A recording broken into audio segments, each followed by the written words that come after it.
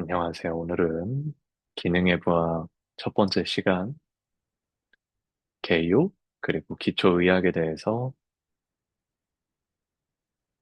설명하게 될 첫 번째 챕터입니다. 먼저 들어가기 전에 기능의 부하 배워보신 적 있으신가요? 요가를 하시면서, 어, 해부학, 근육, 뼈, 이름은 외워보신 적 있으시겠죠? 근데 이제 해부학을 배우셨나요? 아니면 기능 해부학을 배우셨나요? 전에 어떤 거를 배웠는지 한번 떠올려 보시겠어요? 기능해부학은 말 그대로 해부학과 이름이 다르죠. 기능이 추가가 됐어요. 해부학하고 조금은 다른 학문입니다. 어떤 학문이냐면, 해부학은 우리 뼈나 근육, 장기의 위치, 안에 뭐가 있는지들을 보고 끝나는 학문이라면, 기능해부학은 조금 더 기능적인 측면까지 고려해서 움직임에 특화되어 있는 해부학이에요.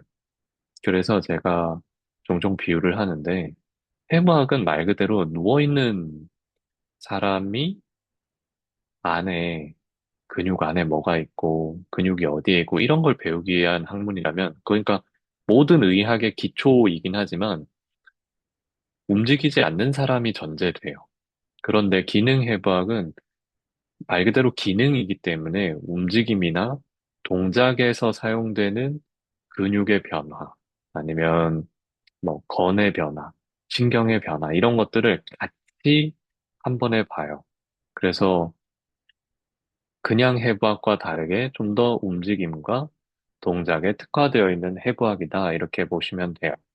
그래서 영어로도 펑셔널 아나토미라고 하고 대부분 이렇게 움직이고 있는 사람의 근육이나 그림을 그려요. 뼈도 그렇고 신경도 그렇고. 그래서 요가는 해부학을 배우는 게 맞을까요? 기능해부학을 배우는 게 맞을까요? 라고 한다면, 요가는 기능해부학을 배우는 게 조금 더 맞아요. 멈춰 있으니까 앉아서 있을 거니까 해부학이 맞지 않느냐, 이렇게 보실 수도 있는데, 결국은 저희가 그 앉은 자세들을 위해서 앞에서 동작이나 움직임들을 하잖아요. 그렇다 보니까 우리가 그 면에서도 해부학을 거기에 필요로 하는 거기 때문에 기능해부학이 좀 더 맞겠다 말씀을 드립니다. 저희가 배울 책은 바로 대한나래 출판사에서 나온 기능해부학 제2판이에요. 보시면 기능해부학 교재편찬위원회에서 만든 책이고 이 책을 기반으로 저희가 수업을 할 겁니다. 여태까지 저희 이제 다른 선생님들도 이 책을 기반으로 해오셨고 저도 이걸로 수업을 많이 해왔어요. 다른 책들보다 이게 나아서 이 책으로 합니다. 근데 이 대한나래 출판사가 의사분들이 보시는 책을 만드는 곳이에요. 그러니까 물리치료사분들 아니면 작업치료사분들 이런 데를 하는 부분이다 보니까 조금 더 전문적인 내용이 많이 있기는 합니다. 네, 그런 면에서는 요가가 굳이 이런 용어나 이런 것까지 할 필요 있긴 있나? 그런 부분들도 많이 있어서 그런 부분들을 꼭 굳이 막 아, 그런 치료하시는 분들처럼 완전 외워서 할 거는 아니고, 그냥, 이런 것들이 있구나. 이렇게 이렇게 바라보는구나. 야, 이렇게 이렇게 사용이 되는구나 정도를 좀 머릿속으로 그릴 정도 이해를 하기 위해서 배우는 거지. 우리가 다른 분들처럼 용어를 외우고 아니면 좀, 뭐, 뭐야, 용어를 외우고 막 의사분들처럼 영어로 소통하기 위해서 그런 거는 아니니까요. 그렇게 너무 부담을 안 가지시면 좋겠습니다. 용어 부분이나 아니면 내가 외워야 하는 부분에서. 저희가 처음에 목차를 보시면 저희는 이제 첫 번째 여기 챕터에서는 개요부터 신경계통까지 그러니까 우리가 기능해부학을 배우기 이전에 기초적으로 배워야 되는 학문 정도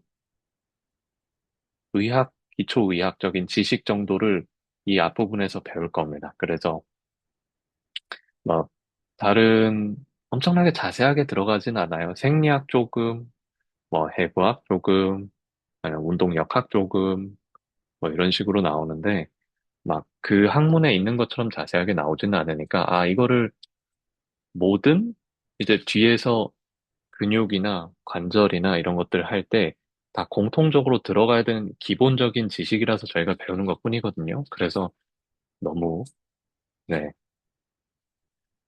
좀 겁먹지 않으셨으면 좋겠습니다. 오히려 자세 사용되는 근육, 신경 이런 것들 보기 위해서 기본으로 배운다 정도 생각하시면 좋을 것 같아요. 저희가 그러면은 이제 이쪽으로 넘어가 볼까요? 개요 이쪽 두 번째 문단입니다. 해부학은요, 인체의 구조를 연구하는 학문으로 인체의 명칭, 구조 등의 내용을 담고 있어요. 여기까지가 해부학이에요. 자, 생리학은 인체의 움직이는 생리적 기전, 즉 움직임을 위한 에너지 발생, 유지 등을 알기 위해 심혈관계와 내분비계 등을 연구한다.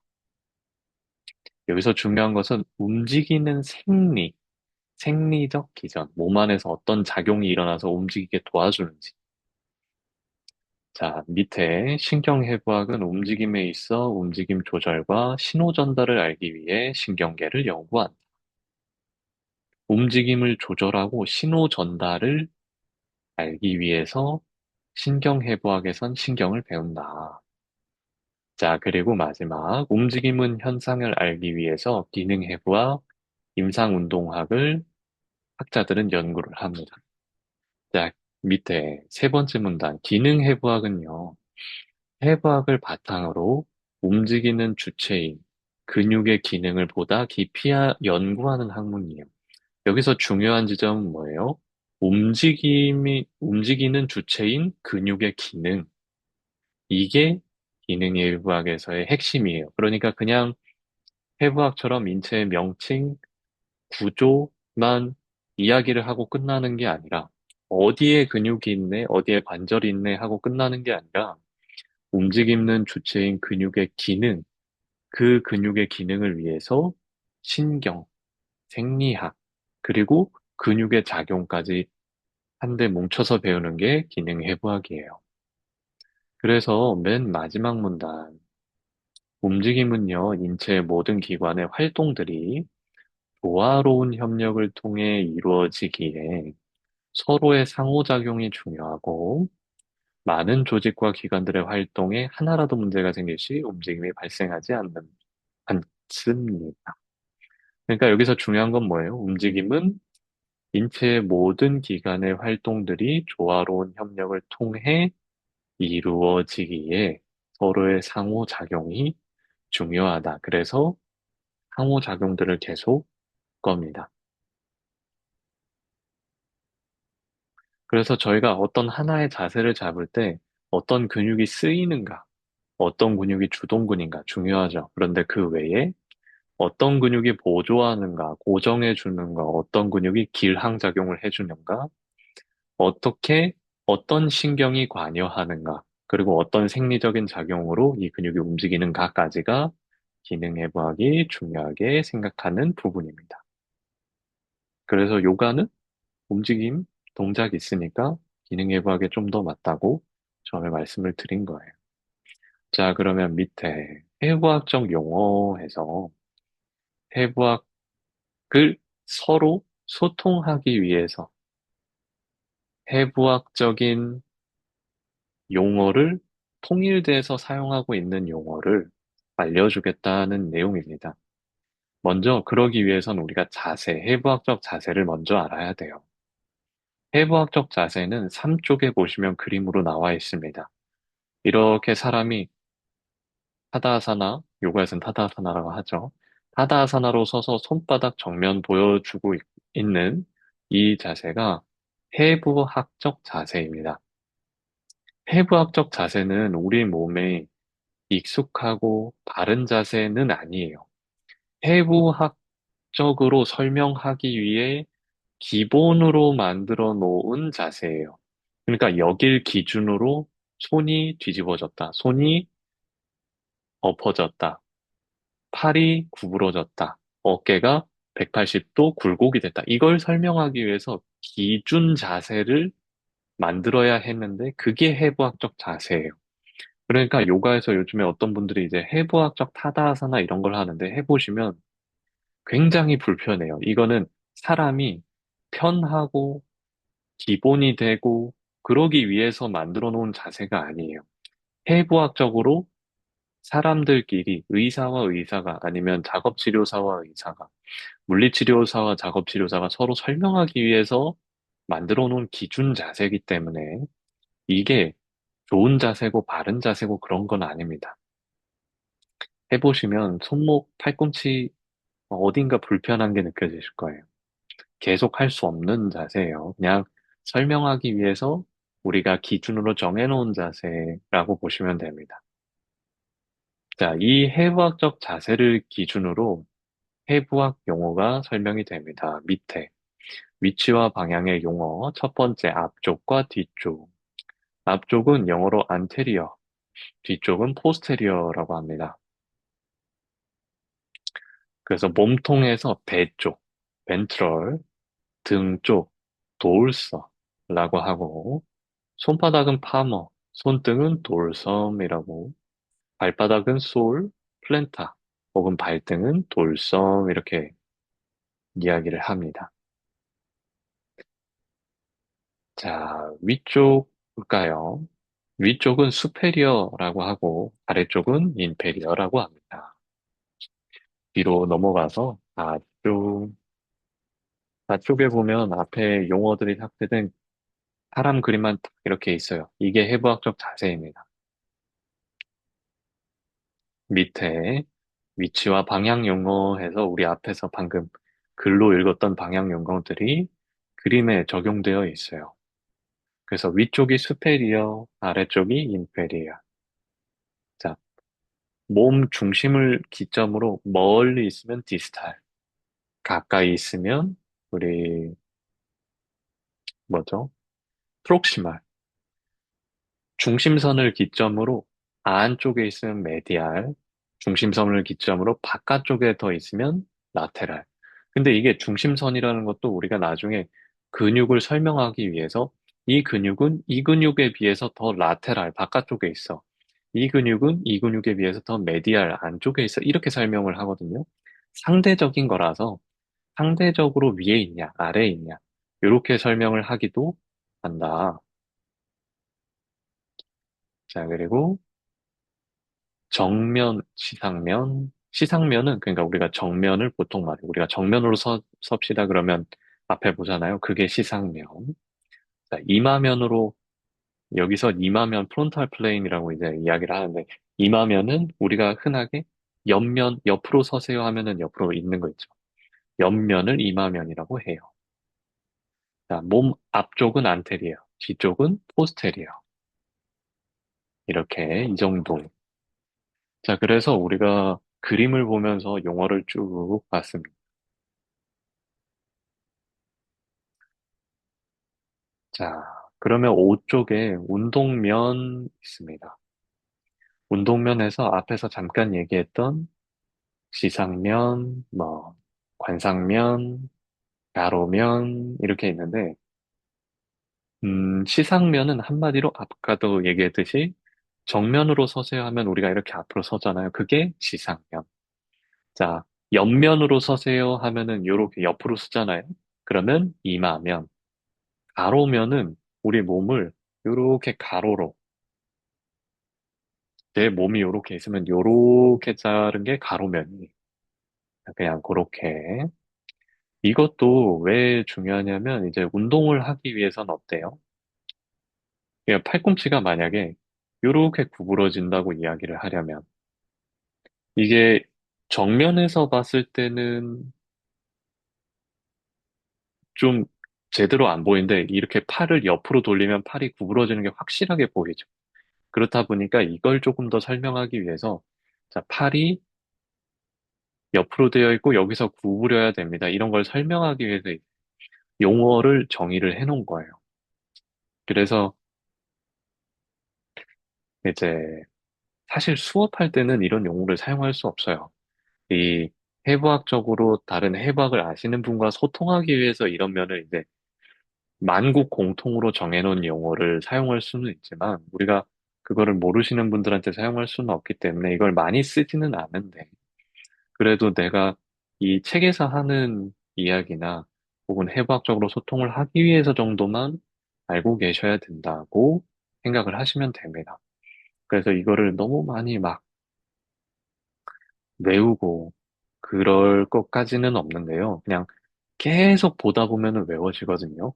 저희도 이게 7챕터까지 있죠. 예전에는 이 해부학 수업이 6개월, 뭐 7개월 이렇게 했었거든요. 그렇게 하다 보면 자연스럽게 들어와요. 그러니까 너무 걱정 안 하셔도 됩니다. 자, 정면에서는 주로 굽힘과 펴의 움직임을 보기가 쉬워요. 그리고 그런 움직임이 일어나고, 굽힘은 플렉션, 펴은 익스텐션. 둘째, 옆면에서는, 이마면에서는요, 앞과 뒤로 나누는 벌림, 모음, 어브덕션, 어덕션, 혹은 에이비덕션, 에이디덕션 움직임이 일어납니다.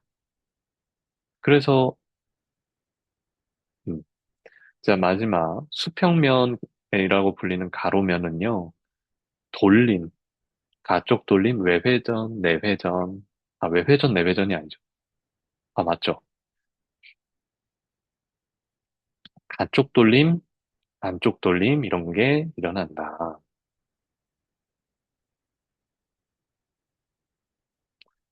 자, 그러면 운동축이 있습니다. 운동축은 말 그대로 움직임이 일어나는 중심축이에요.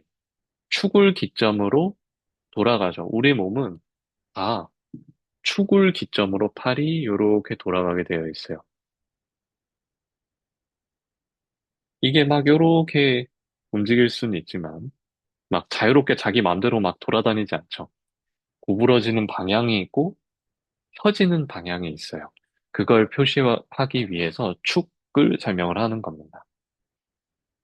운동면과 운동축은 서로 수직이에요. 그래서 우리 아까 정면 있었죠. 정면 보세요 하면 이렇게 정면, 시상면에서 이렇게 수직이 되는 축을 박으면 몸이 이렇게 움직이죠. 음, 그렇죠. 그래서 이게 글로 보면은 어려워요. 뒤쪽에 6쪽의 그림을 보시면 이마면, 시상면, 가로면, 이 해박하면은 맨날 나오는 그림과 밑에 축이 있죠. 지상축, 이마축, 세로축. 그래서 면과 축은 서로 수직이고 수직인 상태에서 요렇게 돌아가거나. 그러니까 가로면의 수직축, 세로축은 몸통의 회전을 보여주겠죠. 이렇게 회전하는 게 우리 아까 가쪽 돌림, 안쪽 돌림 이런 걸 볼 수 있게 했었고 시상면, 정면에서 보고 있을 때 요렇게 수직일 때 축 꽂아요. 그러면 이렇게 굽힘, 펴음 이런 걸 나타낼 수 있었고, 마지막 이마면도 이마면에서 저기를 하니까, 뭐예요? 이마축. 이마축은 아까 벌림, 모음, 일어난다고 했었죠. 그래서 벌림과 모음을 표현하기 위해 꽂히는 축, 면, 뭐 이렇게 보시면 됩니다. 근데 우리가 나중에는 이제 면과 축보다는 아무래도 굽힘, 편, 가쪽 돌림, 안쪽 돌림, 이런 용어를 더 많이 써요. 그래서 이것들을 외워두시면 면하고 축보다는 더 많이 쓰니까. 그러니까 뭐 굽힘, 펴 이런 게 사실은 이제 면이 있고 축이 있어서 굽힘과 펴이 있고 이 순서대로 원래는 이제 유추를 해낸 건데 우리가 아예 굽힘하고 펴, 벌림, 모음 이런 용어를 외워두면 사실 이마면하고 이마축 뭐 이런 면과 축을 잘 볼 필요는 없어요.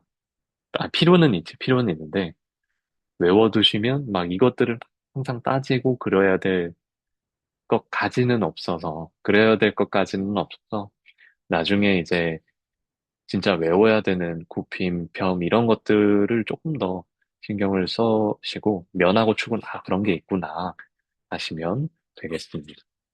그래서 요렇게 저희가 운동생리학의 개요를 해봤습니다. 다음은 뼈대계통 볼 겁니다. 듣느라 고생 많으셨어요. 감사합니다.